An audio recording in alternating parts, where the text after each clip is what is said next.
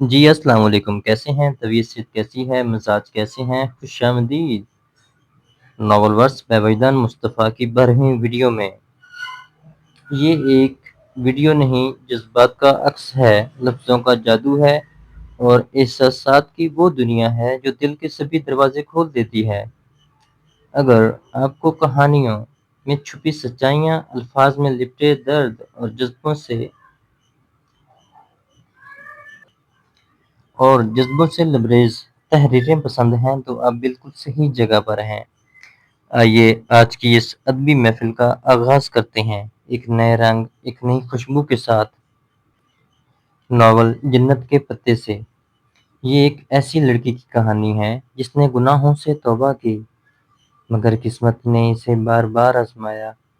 یہ قسط اس کے دل کی سب سے بڑی جنگ کو بیان کرتی ہے، توبہ کی طرف اس کا پہلا قدم۔ اس روز جب اس نے وضو کیا، اس کے دل میں ایک خاموش سی تبدیلی جاگی تھی۔ اس نے پہلی بار سجدے میں جا کر وہ مانگا جو برسوں سے اندر دبا ہوا تھا۔ پر اس کے بعد مرزا رحمن کا غیر مؤثر موجود لیکن غیر مؤثر کردار اس کہانی میں۔ میجر احمد کا وہ جملہ جو بار بار اس کے ذہن میں گونج رہا تھا، کبھی کبھی زندگی تمہیں وہ سبق دیتی ہے جو کتابوں میں نہیں ملتا۔ ماضی کی غلطیوں پر شرمندگی کا ہونا۔ اسے وہ سب یاد آ رہا تھا جو اس نے ترک یونیورسٹی میں کیا تھا۔ تصاویر، ملاقاتیں، وہ لمحے آج اسے چبھتے تھے۔ کچھ لوگ دعا بن کر آتے ہیں، کچھ سزا۔ وہ ہر روز خود سے یہی سوال کرتی تھی، کیا میں بخش دی گئی ہوں؟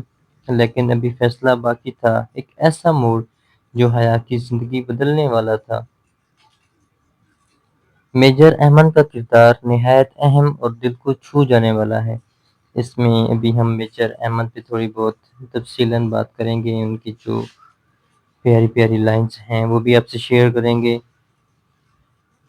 میجر احمد کا کردار نہایت اہم اور دل کو چھو جانے والا ہے، کیونکہ وہ صرف ایک مرد کا کردار نہیں بلکہ روحانی تبدیلی، وقار اور اسلامی اقدار کا استعارہ ہے۔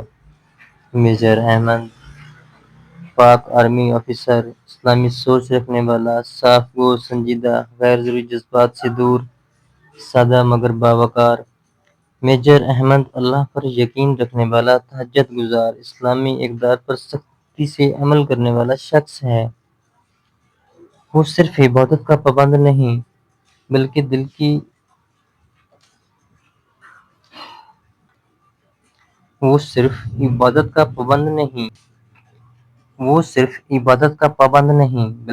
صفائی کو بھی ایمان کی بنیاد مانتا ہے۔ وہ حیا کو گناہوں سے دور کرنے کی تلقین کرتا ہے، مگر کبھی بھی زبردستی یا بدتمیزی سے نہیں بلکہ پیار اور سادگی سے۔ اکثر اس کے جملے